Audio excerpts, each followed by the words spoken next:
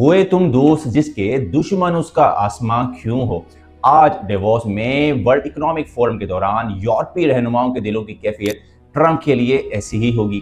وہ اس لیے کہ امریکہ نے اپنے عظیم ترین اسٹریٹجک اتحادی یعنی یورپ پر ٹیرف کی جنگ مسلط کر دی ہے۔ جی ہاں، ایک بار پھر، اور اس کی وجہ ہے گرین لینڈ۔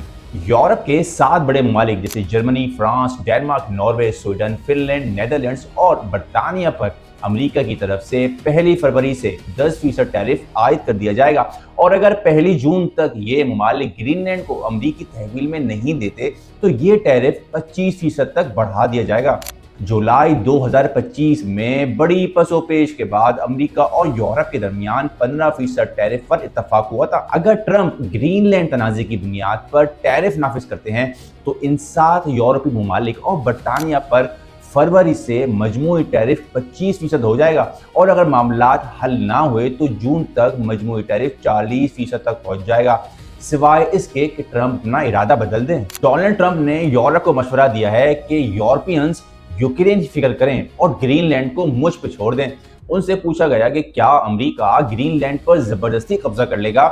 ٹرمپ نے جواب میں نو کامنٹ کہہ کر یورپ کی کچھ آبرو رکھ لی۔ ٹرمپ اس سے پہلے کئی بار گرین لینڈ کو ہر قیمت پر امریکہ کا حصہ بنانے کی خواہش کا اظہار کر چکے ہیں۔ امریکہ اب اپنے اسٹریٹجک اتحادیوں پر محصولات عائد کر رہا ہے، جس سے روس کے سامنے یورپ کی پوزیشن بہت کمزور ہو چکی ہے۔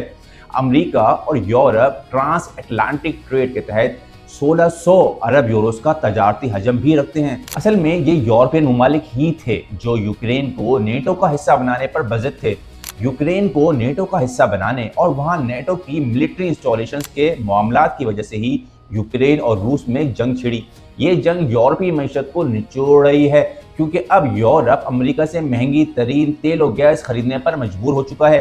یورپ کو سال 2028 تک $750 ارب کا تیل و گیس امریکہ سے ہی خریدنا پڑے گا، کیونکہ یورپ نے خود اپنے آپ پر سستے روسی تیل و گیس خریدنے پر پابندیاں لگائی ہوئی ہیں۔ تو دوسری طرف امریکہ یورپ کو روس اور چین کا خوف دلا کر یورپی ممالک کی آزادی، خود مختاری اور اسٹریٹجک معاملات میں کھلم کھلا دخل اندازی کر رہا ہے۔ ٹرمپ نے یورپ کے 27 ممالک میں سے 7 بڑے ممالک پر ٹیرف کا اعلان کیا، کیونکہ ان ممالک نے گرین لینڈ پر امریکی قبضے کی مخالفت کی تھی۔